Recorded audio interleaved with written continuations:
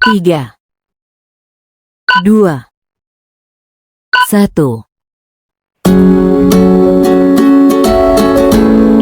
Kami dari kelompok 2.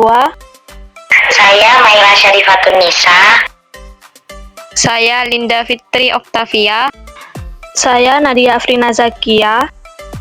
Kami akan menjelaskan tentang sholat wajib dan permasalahannya. A. Syarat sah sholat. 1. Suci dari hadas dan najis. 2. Menutup aurat. 3. Bertempat yang suci. 4. Mengetahui waktu sholat. Dan yang kelima, menghadap kiblat.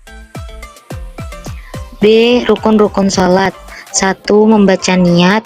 2. Berdiri jika mampu. 3. Takbiratul ihram. 4. Membaca surat Al-Fatihah. 5. Ruku. 6. Tumakninah dalam ruku. 7. Iktidal. 8. Tumakninah dalam iktidal. 9. Sujud. 10. Tumakninah dalam sujud. 11. Duduk di antara dua sujud. 12. Tumakninah dalam duduk di antara dua sujud. 13. Duduk tahiyat akhir. 14. Membaca tasyahud. 15. Membaca salawat Nabi. 16. Salam. 17. Niat keluar dari sholat. Dan 18. Tertib berurutan. C. Syarat wajib sholat. 1. Beragama Islam. 2. Baligh.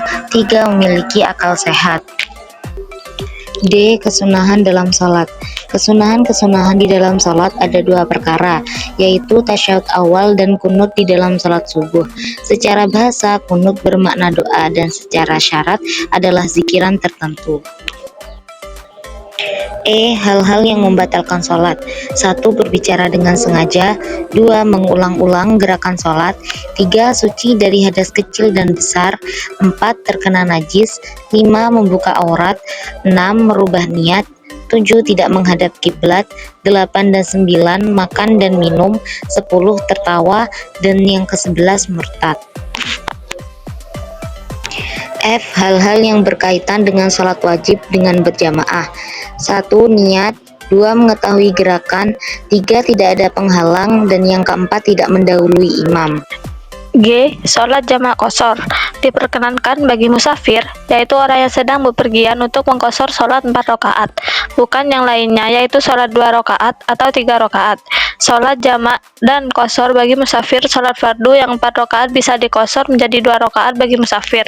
Sedangkan 4 sholat fardu selain subuh dapat dijamak, yakni 2 sholat fardu dapat dikumpulkan pelaksanaannya dalam satu waktu di awal, jamak takdim, atau di akhir, jamak takhir. Sholat yang boleh dijamak bagi seorang musafir yang perjalanannya jauh, yang mubah, yang diperkenankan menjamak antara sholat duhur dan asar dengan jamak takdim dan jamak takhir, dan diperkenankan menjamak antara sholat maghrib dan isya dengan jamak takdim dan jamak takhir. H. Mempraktekkan sholat wajib dengan berjamaah. Jika laki-laki sholat berjamaah berdua, dipastikan makmum harus sejajar dengan pundak imam, sama halnya dengan perempuan.